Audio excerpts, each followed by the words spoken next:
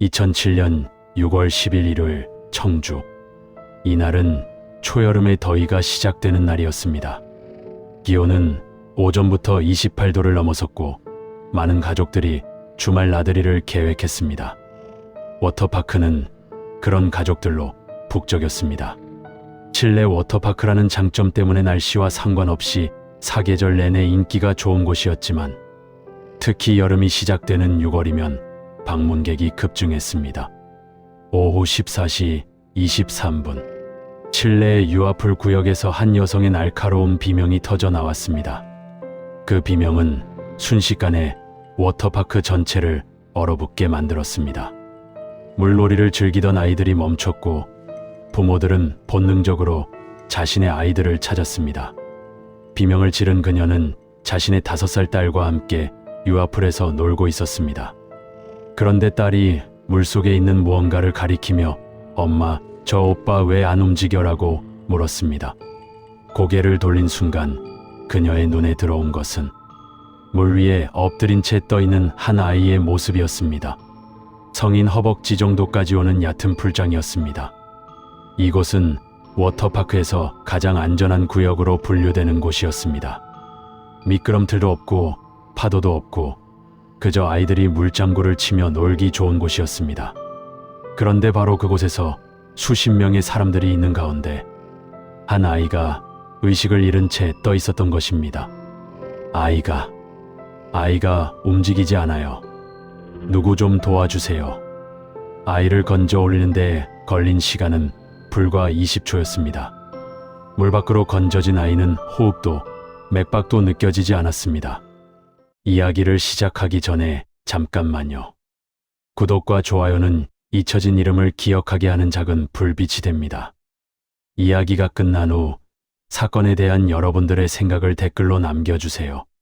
사라진 진실을 조용히 기록하는 곳. 그날 남겨진 기록입니다. 윤도현. 그것이 이 아이의 이름이었습니다. 10살, 초등학교 3학년. 청주시의 한 초등학교에 다니던 평범한 아이였습니다. 축구를 좋아하고 포켓몬 카드를 모으는 것이 취미였습니다. 장래희망을 물으면 늘 축구선수요라고 대답하던 밝은 아이였습니다. 그날 아침 도연이는 아버지와 누나와 함께 집을 나섰습니다. 어머니는 2년 전인 2005년 여름 갑작스러운 심장마비로 세상을 떠났습니다. 그 후로 아버지 윤태성 씨가 홀로 두 아이를 키우고 있었습니다. "아빠, 오늘 정말 신나요. 워터파크 가는 거 맞죠?" 도연이는 아침부터 들떠 있었습니다. 학원과 학교 생활로 바빴던 도연이에게 워터파크 나들이는 오랜만에 즐거운 외출이었습니다. 누나 서연이도 동생의 밝은 표정에 미소를 지었습니다. "도연아, 너무 신나서 물에 들어가자마자 뛰어다니면 안 돼, 알았지?" 13살 서연이는 늘 동생을 챙기는 다정한 누나였습니다. 엄마가 돌아가신 후로는 더욱 그랬습니다. 어린 나이에 엄마를 잃은 동생이 안쓰러웠고 자신이 엄마 역할을 대신해야 한다는 책임감을 느끼고 있었습니다. 아버지 윤태성 씨는 운전대를 잡으며 백미러로 아이들을 바라봤습니다. 42살의 그는 평범한 중년 남성이었습니다. 중견기업의 영업부에서 일하는 회사원, 아내를 잃고 혼자서 두 아이를 키우는 싱글 대디. 주변 사람들은 그를 책임감 있는 아버지라고 평가했습니다. 워터파크까지 가는 40분의 시간 동안 차 안은 아이들의 웃음소리로 가득했습니다. 도연이는 학교에서 있었던 일들을 신나게 떠들었고 서연이는 동생의 이야기에 맞장구를 쳐주었습니다. 아버지는 조용히 운전에만 집중하는 듯 했습니다. 워터파크에 도착 후 13시 55분 탈의실에서 수영복으로 갈아입은 세 사람이 나왔습니다. 워터파크 CCTV가 포착한 마지막 행복한 순간이었습니다. 도연이는 밝게 웃고 있었고 한 손으로는 아버지의 손을, 다른 손으로는 누나의 손을 잡고 있었습니다. 그 모습은 영락없는 행복한 가족의 모습이었습니다. 14시 15분 도연이가 유 앞으로 들어갔습니다. 도연이는 다른 아이들처럼 물장구를 치며 놀았습니다. 아버지는 풀장 가장자리에 앉아 지켜봤고 누나 서연이는 다른 풀장에서 수영을 하고 있었습니다. 그런데 5분쯤 지났을까요? 도연이의 움직임이 둔해지기 시작했습니다. 놀라운 것은 주변에 그렇게 많은 사람이 있었는데도 아무도 즉시 알아차리지 못했다는 것입니다. 물이 얕아서 도연이가 쓰러져도 완전히 물에 잠기지 않고 엎드린 자세로 떠 있었기 때문입니다. 게다가 유아풀 특성상 아이들이 물속에서 엎드려 노는 경우가 많아서 처음 몇 분 동안은 누구도 이상하게 생각하지 않았습니다. 14시 23분 도연을 발견한 비명이 들린 시간. 안전요원 김민수 씨는 즉시 심폐소생술을 시작했습니다. 28살의 김민수 씨는 이곳에서 7년째 일하고 있는 베테랑이었습니다. 그는 정확한 자세로 흉부 압박을 시행했고 인공호흡을 번갈아 가며 실시했습니다. 워터파크 의무실 직원들도 달려와 도왔습니다. 자동 제세동기도 가져왔지만 도연이의 심장은 이미 멈춰 있었습니다. 이상한 점이 있었습니다. 보통 익사 사고의 경우 기도에서 많은 양의 물이 나옵니다. 하지만 도연이의 경우 물이 거의 나오지 않았습니다. 또한 일반적으로 나타나는 청색증도 없었습니다. 오히려 얼굴이 붉은 빛을 띠고 있었습니다. 14시 31분 119 구급대가 도착했습니다. 구급대원들은 전문 장비를 이용해 소생술을 계속했습니다. 하지만 도연이는 반응하지 않았습니다. 빨리 병원으로 이송해야 합니다. 구급차는 사이렌을 울리며 병원으로 향했습니다. 차 안에서도 구급대원들의 소생 노력은 계속되었습니다. 뒤따라온 아버지의 차 안에서 서연이는 계속 울고 있었습니다. 아빠, 도연이 괜찮을 거죠? 그렇죠? 윤태성 씨는 아무 말도 하지 않았습니다. 그저 앞만 보고 운전할 뿐이었습니다. 병원 응급실에서 의료진은 마지막 노력을 기울였습니다. 하지만 이미 너무 늦었습니다. 15시 12분 사망 선고. 사망 시각 오후 3시 12분. 응급의학과 정현우 전문의가 시계를 보며 말했습니다. 20년 경력의 베테랑 의사였던 그도 어린 생명의 죽음 앞에서는 무력했습니다. 워터파크 측은 즉시 공식 입장을 발표했습니다. 오늘 오후 발생한 사고에 대해 깊은 애도를 표합니다. 저희 워터파크는 철저한 안전관리 시스템을 운영하고 있음에도 불구하고 이런 안타까운 익사 사고가 발생한 것에 대해 책임을 통감합니다. 유가족에게 최대한의 지원을 하겠습니다. 언론도 이 사건을 워터파크 익사 사고로 보도했습니다. 안타까운 사고이지만 종종 일어나는 일이라는 논조였습니다. 하지만 정현우 전문의는 뭔가 이상함을 느끼고 있었습니다. 병원, 영안실. 정현우 전문의는 도연이의 시신 앞에 서 있었습니다. 20년간 응급실에서 일하며 수많은 익사 사고를 봐왔던 그였지만 이번 경우는 뭔가 달랐습니다. 첫째, 기도에 물이 거의 없었습니다. 익사는 크게 두 가지 형태로 나뉩니다. 젖은 익사와 마른 익사. 대부분의 익사는 젖은 익사로 기도 앞에 많은 양의 물이 차게 됩니다. 마른 익사의 경우 후두경련으로 기도가 막히지만 이 경우에도 특징적인 소견들이 나타납니다. 하지만 도연이의 경우는 둘 다 아니었습니다. 기도에서 나온 물의 양은 불과 50ml 정도. 이는 정상적인 익사 과정을 거쳤다고 보기 어려운 수준이었습니다. 둘째, 청색증이 없었습니다. 산소 부족으로 인한 청색증은 익사의 가장 특징적인 소견입니다. 입술, 손톱 및 귓볼 등이 푸른빛을 띠게 됩니다. 하지만 도연이에게서는 청색증이 전혀 관찰되지 않았습니다. 오히려 얼굴과 목 부위가 붉은 빛을 띠고 있었는데 이는 심장 문제로 인한 급사시 나타나는 전형적인 소견이었습니다. 셋째, 저항 흔적이 없었습니다. 물에 빠진 사람은 본능적으로 격렬하게 저항합니다. 팔다리를 휘저으며 물 밖으로 나가려 합니다. 그 과정에서 근육의 젖산이 축적되고 손톱 밑에 이물질이 끼며 때로는 주변 물체에 부딪혀 상처가 생기기도 합니다. 하지만 도연이의 몸에는 그런 흔적이 전혀 없었습니다. 마치 의식을 잃은 채로 물에 들어간 것처럼 보였습니다. 넷째, 시간이 너무 짧았습니다. CCTV 확인 결과 도연이가 물에 들어간 시점은 14시 15분, 발견된 시점은 14시 23분. 불과 8분입니다. 얕은 풀장에서 건강한 10살 아이가 8분 만에 익사한다는 것은 일반적이지 않았습니다. 정현우 전문의는 윤태성 씨를 불렀습니다. 윤도현 군 아버지시죠? 몇 가지 여쭤볼 것이 있습니다. 윤태성 씨는 침착했습니다. 도현 군이 평소에 심장이나 호흡기 질환이 있었습니까? 아니요. 전혀 없었습니다. 건강한 아이였어요. 간질이나 경련 증상은요? 그런 것도 없었습니다. 오늘 워터파크에 오기 전에 특별히 먹은 음식이나 약이 있습니까? 윤태성 씨가 잠시 망설이는 것처럼 보였습니다. 하지만 곧 고개를 저었습니다. 아침밥 먹고 온 게 전부입니다. 정현우 전문의는 뭔가 숨기는 것이 있다는 느낌을 받았지만 더 이상 추궁할 수는 없었습니다. 죄송하지만 정확한 사인을 밝히기 위해서는 부검이 필요할 것 같습니다. 이 말에 윤태성 씨의 표정이 순간 굳어졌습니다.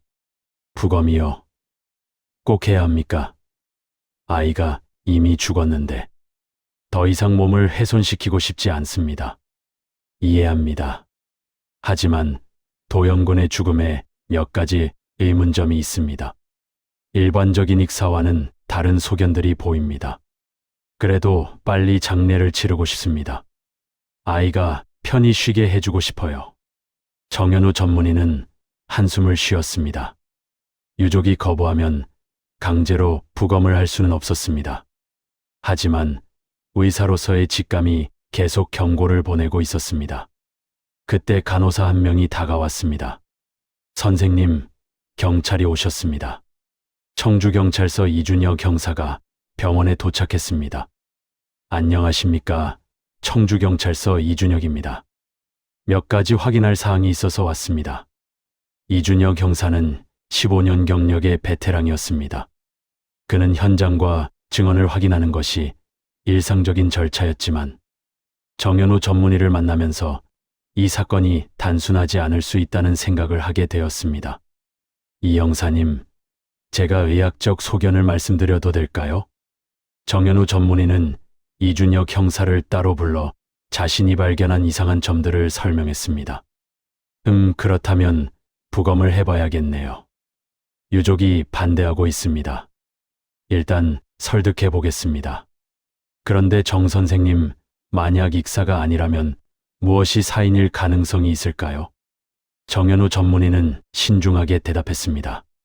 급성 심정지일 가능성이 높습니다. 하지만 10살 건강한 아이에게 갑자기 심정지가 올 이유가 없습니다. 그렇다면 이준혁 형사의 눈빛이 날카로워졌습니다. 6월 12일 결국 부검이 결정되었습니다. 이준혁 형사의 설득과 정현우 전문의의 의학적 소견 제시로 검찰이 직권으로 부검을 명령한 것입니다. 윤태성 씨는 끝까지 반대했지만 법적 절차를 거부할 수는 없었습니다. 부검을 담당한 사람은 법의학자 박성민 박사였습니다. 시작하겠습니다. 오전 10시 부검이 시작되었습니다. 외부 검사에서는 특별한 외상이 발견되지 않았습니다. 익사 시 종종 발견되는 손톱 밑 출혈이나 입 주변 거품 흔적도 없었습니다. 내부 장기 검사가 시작되었습니다.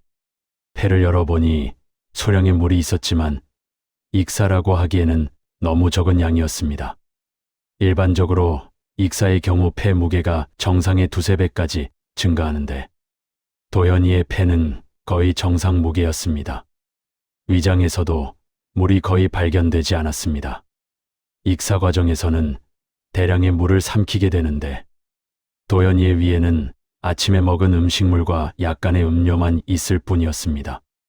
그리고 심장을 검사하는 순간 박성민 박사의 표정이 굳어졌습니다. 이건 심장 근육이 비정상적인 적자색을 띠고 있었습니다. 도연이의 심근은 마치 포도주를 쏟아놓은 것처럼 진한 적자색이었습니다. 박 박사는 즉시 조직 샘플을 채취했습니다. 현미경으로 관찰하니 심근세포들이 광범위하게 괴사되어 있었습니다. 이는 급격한 심장 독성 물질에 노출되었을 때 나타나는 전형적인 소견이었습니다. 혈액과 조직 샘플을 정밀 분석해 주세요. 일반 독극물 검사뿐만 아니라 특수 약물 검사도 모두 시행하세요. 3일 후 검사 결과가 나왔습니다. 일반적인 독극물 검사에서는 모두 음성이었습니다. 청산가리, 비소, 스트리키닌, 농약 성분 등 알려진 독극물은 전혀 검출되지 않았습니다. 하지만 특수 약물 검사에서 놀라운 결과가 나왔습니다. KT407이 검출되었습니다. 연구원이 보고서를 들고 왔습니다. KT407, 그게 뭡니까? 이준혁 형사가 물었습니다. 박성민 박사가 설명했습니다. 2005년에 한국의 한 제약회사가 개발하던 실험 약물입니다. 원래는 부정맥 치료제로 개발되었지만 임상시험 과정에서 심각한 부작용이 발견되어 개발이 중단되었습니다. 어떤 부작용입니까? 과다 투여 시 급성 심정지를 일으킵니다. 적정량의 3배만 투여해도 5분 내에 심장이 멈춥니다. 더 무서운 것은 이 약물이 물에 잘 녹고 무색무취라는 점입니다. 이준혁 형사의 얼굴이 심각해졌습니다. 그럼 누군가 고의로? 그럴 가능성이 높습니다. 도연 군의 혈중 농도 정도면 약물 섭취 후 3분에서 5분 내에 의식을 잃고 곧이어 심정지가 왔을 것입니다.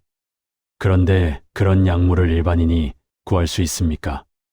불가능합니다. 이 약물은 시판된 적이 없고 임상시험 단계에서 중단되었습니다. 오직 당시 임상시험에 참여했던 의료진이나 연구원만이 접근할 수 있었을 것입니다. 이준혁 형사는 즉시 수사 방향을 전환했습니다. 이제 이것은 단순한 익사 사고가 아니라 살인 사건이었습니다. 당시 KT407 임상시험에 참여했던 사람들의 명단이 필요합니다. 박성민 박사가 고개를 끄덕였습니다. 식약청에 자료가 있을 겁니다. 그런데 이준혁 형사님, 한 가지 더 이상한 점이 있습니다. 뭡니까? 이 약물을 아이에게 먹인 사람은 정확한 용량을 알고 있었습니다. 너무 적으면 효과가 없고 너무 많으면 즉시 쓰러져서 의심받을 수 있습니다. 하지만 이 용량은 워터파크에 도착해서 물에 들어간 직후 쓰러지도록 정확히 계산된 양입니다. 그 말은 범인은 약물에 대해 전문적인 지식이 있는 사람입니다. 그리고 아이의 동선을 정확히 알고 있었던 사람이어야 합니다. 이준혁 형사는 즉시 윤태성 씨의 신원 조사에 들어갔습니다. 표면적으로 그는 평범한 회사원이었습니다.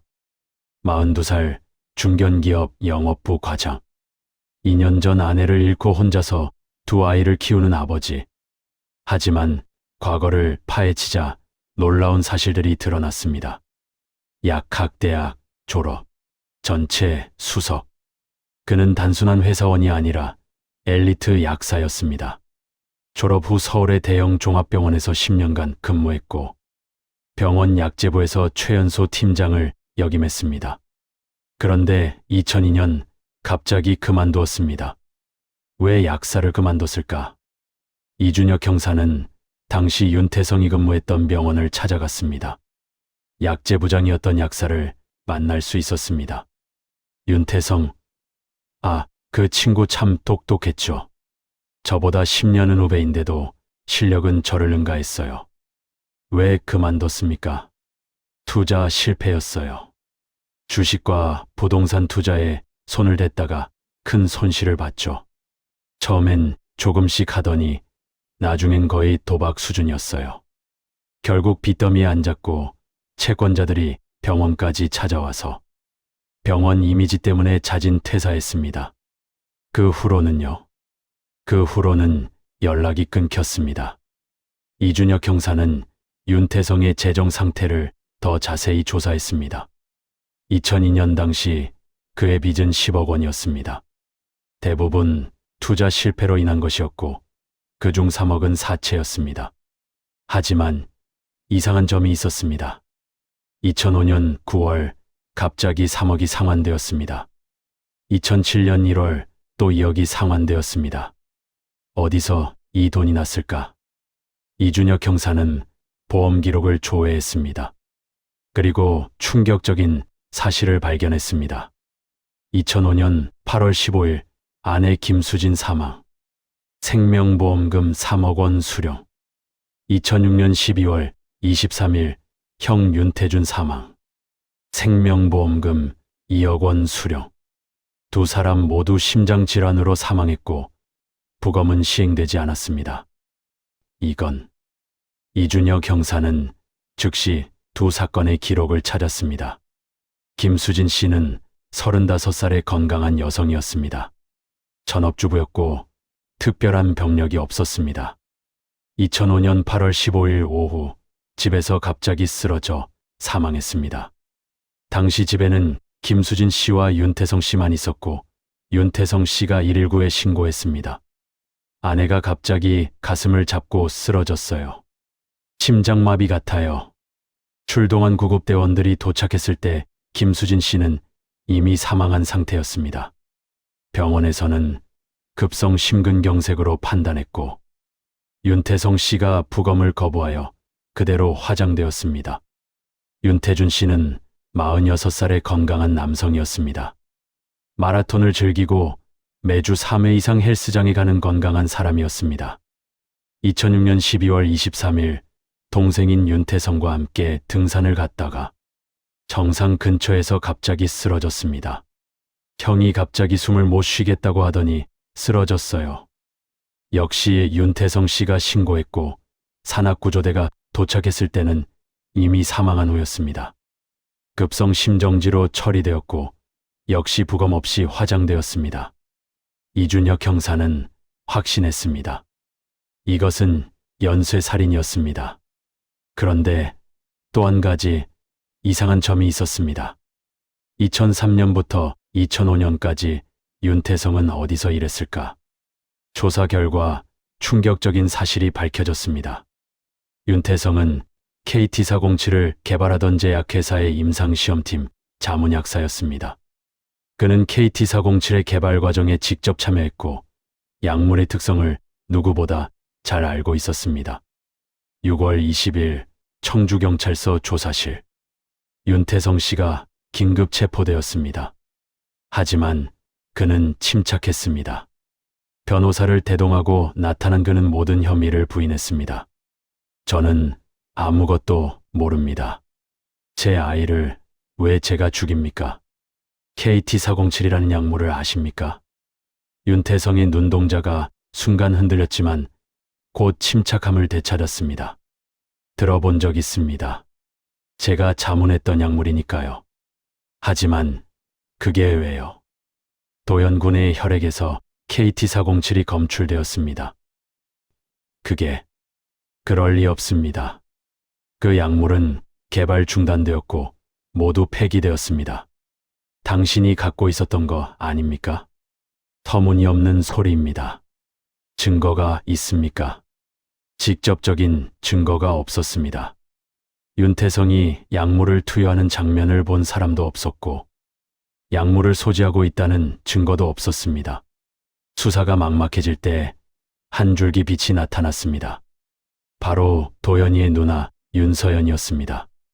13살 서연이는 사건 후 극심한 충격으로 거의 말을 하지 않았습니다.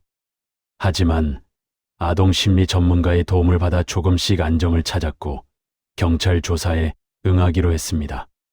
서연아, 그날 일을 천천히 이야기해 줄 수 있니?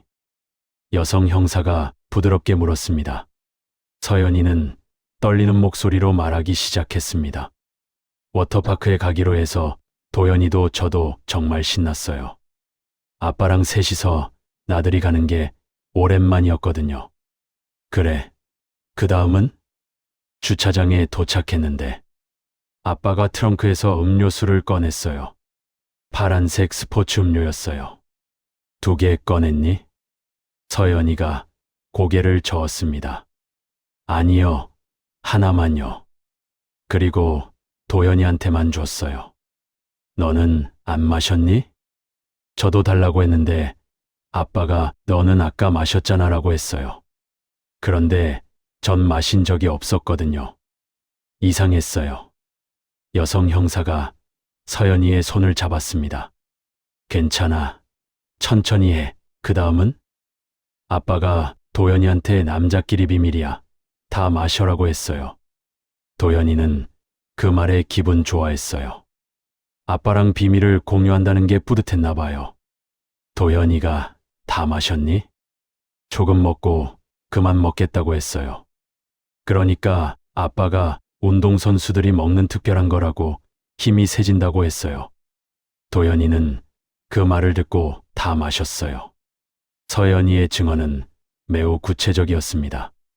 더 충격적인 것은 윤태성의 집에서 발견된 노트였습니다. 그의 필체로 쓰인 실험 기록이었습니다.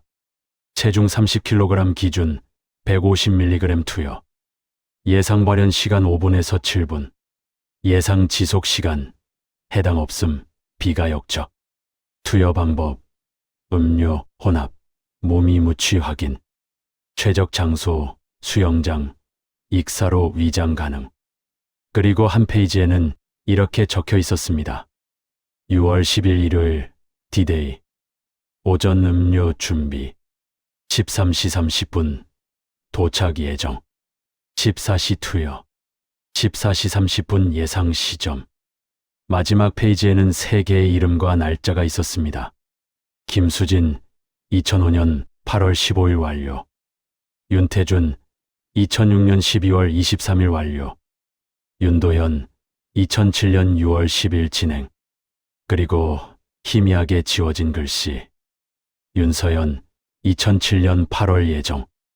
윤태성의 일기장이 추가로 발견되면서 사건의 전모가 드러났습니다. 2002년 1월 15일. 5억을 투자했다. 이번엔 반드시 대박이다. 2002년 3월 20일. 다 잃었다. 5억이 50만 원이 됐다. 추가로 빌린 돈 5억도 날렸다. 이제 빚이 10억이다. 2002년 8월 10일. 병원을 그만뒀다. 채권자들이 병원까지 찾아왔다. 2003년 5월 1일. 자문 약사로 들어갔다. KT407 개발 프로젝트. 흥미로운 약물이다. 소량으로 부정맥 치료, 과량으로는. 2005년 3월 15일. 빚쟁이들이 집까지 찾아왔다. 수진이 앞에서 망신을 줬다. 아이들이 무서워했다. 더는 못 참겠다. 2005년 6월 1일. 수진이 보험을 들었다. 3억. 이것으로 일부라도 갚을 수 있다. 2005년 8월 14일. 내일이다. 수진아, 미안하다. 하지만 이것밖에 방법이 없다. 2005년 8월 16일. 끝났다. 생각보다 쉬웠다. 아무도 의심하지 않는다. 심장마비는 흔한 일이니까. 일기는 점점 더 잔인해졌습니다. 2006년 10월 1일. 형이 돈을 빌려주지 않는다. 가족인데도. 그래, 가족이니까 더 쉽겠지. 2006년 12월 22일. 형과 등산 약속을 잡았다. 산에서 심장마비 완벽하다. 2007년 5월 1일. 아직도 빚이 3억 남았다. 도연아, 서연아 미안하다. 하지만 너희가 아빠를 위해 희생하면 아빠는 새 출발을 할 수 있어. 2007년 6월 5일. 도연이 보험 가입 완료. 편의점 CCTV가 결정적 증거가 되었습니다. 6월 10일 오전 11시 윤태성이 편의점에서 스포츠 음료 2병을 구입하는 장면이 포착되었습니다. 그는 차로 돌아가 5분간 차 안에 있었고 그 후 다시 나와서 음료 1병을 트렁크에 넣었습니다. 그 5분 동안 그는 음료의 약물을 탔을 것입니다. 2008년 3월 15일 윤태성의 최종 공판이 열렸습니다. 검사가 기소 내용을 읽었습니다. 피고인 윤태성은 보험금을 노리고 2005년 8월 15일 아내 김수진을 독살, 2006년 12월 23일 친형 윤태준을 독살, 2007년 6월 10일 친아들 윤도현을 독살한 혐의로 기소되었습니다. 윤태성은 여전히 부인했습니다. 저는 실패한 가장일 뿐입니다. 빚 때문에 가족에게 부담을 준 것은 사실입니다. 하지만 살인자는 아닙니다. 제가 어떻게 제 가족을, 제 아이를 죽입니까? 검사가 증거를 제시했습니다. 직접 작성한 살인 계획서, 보험 가입 시점, CCTV 영상, 그리고 딸의 목격 증언. 이 모든 것이 피고인의 계획적 범행을 입증합니다. 변호인이 반박했습니다.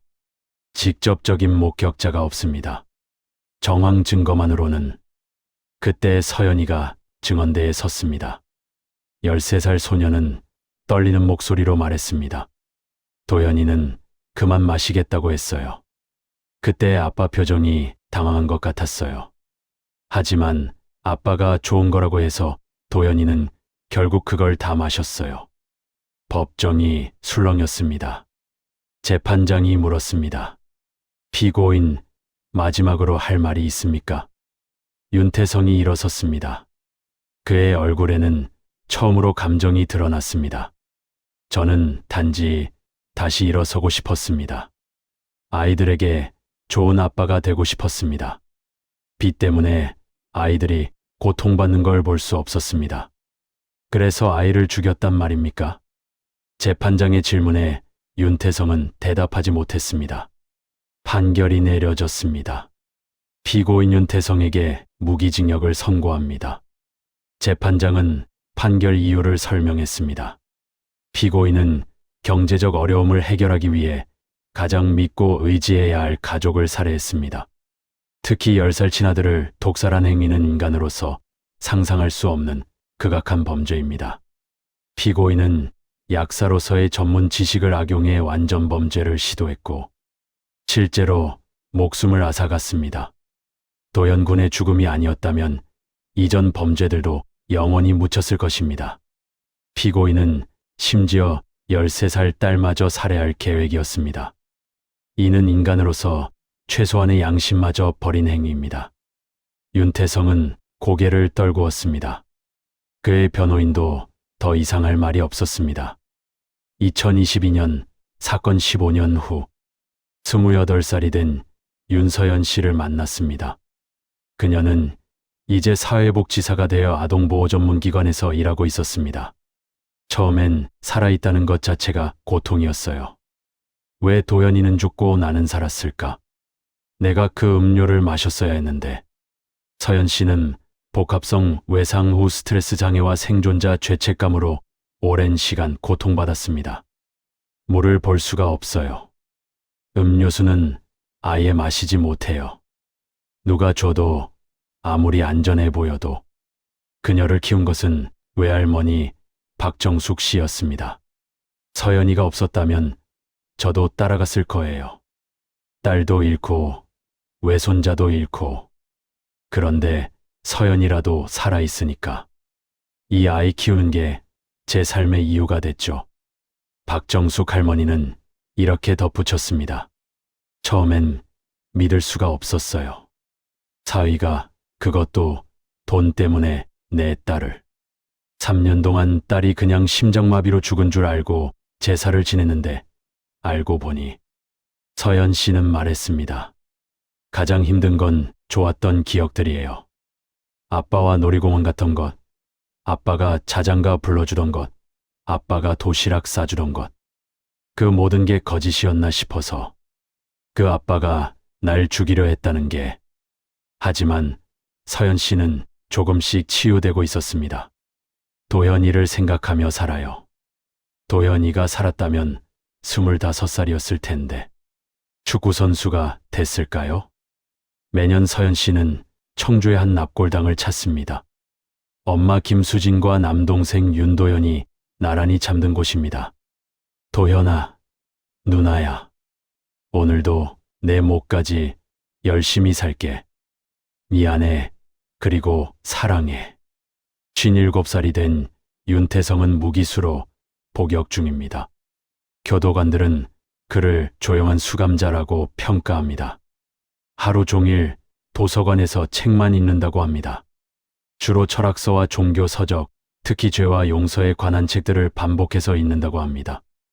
2020년 한 교정 프로그램에서 윤태성은 이렇게 말했습니다. 매일 꿈에 도현이가 나타납니다. 물속에서 아빠를 부르는. 그런데 제가 손을 뻗으면 도현이가 사라집니다. 그리고 수진이가 나타나요. 형도 나타나요. 모두 저를 원망하는 눈빛으로. 그는 이어 말했습니다. 사람들은 제가 괴물이라고 합니다. 맞습니다. 저는 괴물입니다. 하지만 그때는 정말 그것밖에 방법이 없다고 생각했습니다. 교정 심리학자는 이렇게 평가했습니다. 윤태성은 여전히 자기 합리화를 하고 있습니다. 진정한 반성이라고 보기 어렵습니다. 이 사건은 한국 사회에 큰 충격을 주었습니다. 사건 이후 임상시험 약물 관리에 대한 규정과 점검이 강화됐고, 미성년자 고액 사망담보의 심사 기준도 보수적으로 조정되는 흐름이 이어졌습니다. 법의학자 박성민 박사는 말합니다. 의문스러운 죽음에는 반드시 부검이 필요합니다. 만약 김수진 씨와 윤태준 씨가 부검을 받았다면 도현이의 죽음은 막을 수 있었을 것입니다. 아동보호 전문가들은 이렇게 조언합니다. 가족이라는 이름으로 행해지는 범죄를 경계해야 합니다. 특히 연속적인 가족 내 사망은 반드시 의심해봐야 합니다. 2007년 6월 10일 10살 윤도현은 생을 마감했습니다.